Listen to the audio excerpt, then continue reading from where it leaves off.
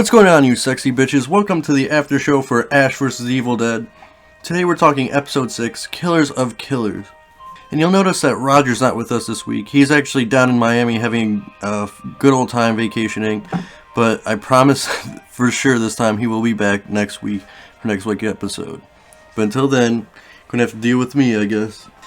And this episode starts off with Ruby and Amanda Fisher once again cleaning up Ash's dirty work from the previous episode. And to me it's a little bit repetitive, but overall it was still a pretty cool sequence showing that they could take on Deadites on their own without Ash. But then, after they all said and done, they take out the Brujo's Deadite, I should say. And then some groovy music starts playing as they find out that the hand is missing. It transitions, and each episode actually has a cool, awesome, opening with dialogue with Ash and Pablo and Kelly. Usually it's them in the car just talking about something. This time they're in the diner. And once again, it was a bit repetitive to once again doing the same formulaic opening. But I actually have a theory as to why, because if you guys remember about a year ago on the podcast, we covered the news story that Sam Raimi was actually working on a Walking Dead sequel to be a full-length movie. However, it never got picked up by a studio, so I predict that this is the same script, but he had to flesh it out to 10 episodes. And if that is the case, I say well done to Sam Raimi for doing it in that fashion, because every episode's been at least a dank for me and Roger thus far. But anyways, back to Ash at the diner. He has the realization that he has to go back to the cabin, of course. And I really wish that Roger was here, because he totally predicted that the show's going to end back at the cabin from the Evil Dead, which he would totally call. I think we put a $5 bet on it a couple episodes ago, so I guess I owe him $5. But although it has been repetitive, I feel like the dialogue is still on point for this series as a whole. It has some terrific dialogue between the characters, and they continue that in this episode. Then we move on to Pablo trying to spill the beans about his love for Kelly, but then he gets friend-zoned hard, and I feel bad for poor Pablo. After Pablo gets freaking friend-zoned, the poor bastard, he notices that Brujo's necklace is reacting to Necronomicon in some weird way, and it kind of reveals that Kelly wants revenge on the Deadites, and Pablo's warning her not to go down this dark evil path, kind of like from Star Wars or something. But they don't really pick up on that very much this episode, which I'm sure we're going to see a little bit more of this next episode. Ash will probably have his insightful words to say about it.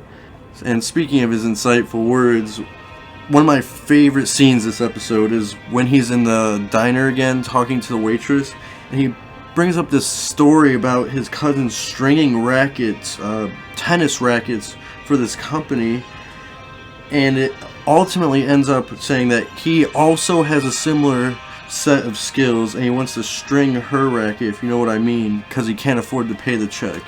And I thought that part was hilarious, just flat out hilarious. It was definitely the peak for the episode, I feel like, because it followed up with some unfortunate potty humor, which kind of fell flat for me. That was the low point of the episode for me, in the following scene in the bathroom, because I like the humor in the show, but I'm just not a fan of potty humor. It wasn't too bad, but just ultimately not my thing.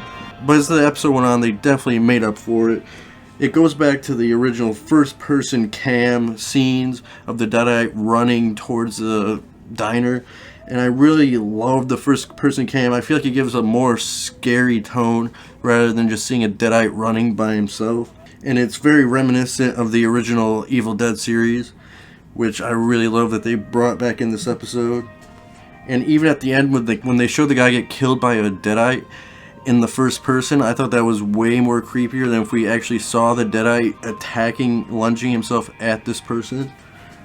So that was really well done, I felt like.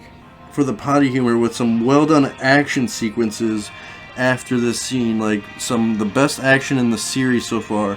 And I have to say, by far the goriest episode in the series so far. It gets some brutal gore, and just like every episode, it ends on an awesome, happy note. One of my favorite quotes in the episode, it's you go into a diner for a pile of pancakes, but you walk out with a pile of corpses. And that's a totally relatable comment there, Ash. I can relate. And then, of course, as I've been predicting from early on in the show, Amanda Fisher finally joins Ash's team. But I don't know about Ruby in this whole situation. I don't know how she's going to feel about this. And some cool things to come. I want to see if Ash and Ruby battle next episode. I think that could be really cool. And it also ends, Steven, I wish Steven was here because it ends with one of his favorite songs. The Jig Is Up, that one song from Billy Madison. So, using our unique marijuana-based rating system being as follows. Resin is the lowest point of an episode. We would not recommend you watching it. Not worth your time at all. It's the black, icky stuff that's left over after a bowl. You do not want to smoke this. Then it goes up a little bit better, mids. If we think the episode is for certain people, it could get you a quick high, something of that nature, we give it a mids.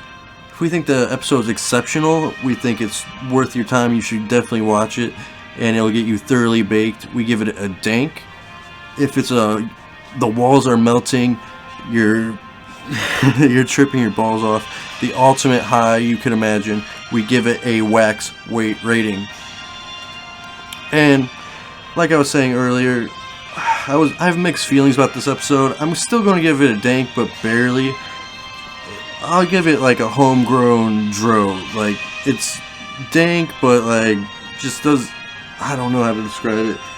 Just that potty humor scene didn't do it for me, and I felt like the dialogue in other episodes were a bit better, although the dialogue throughout this episode was on point.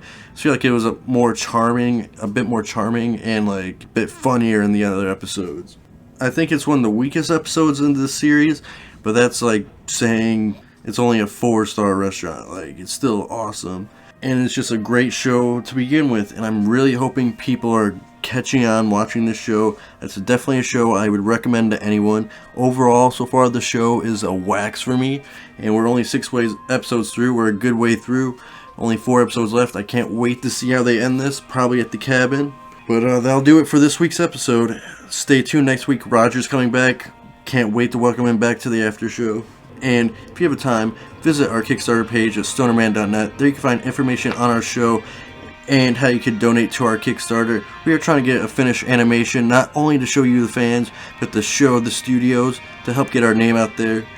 And if you can't afford to donate, just please comment, rate, subscribe. It goes way farther than you can imagine.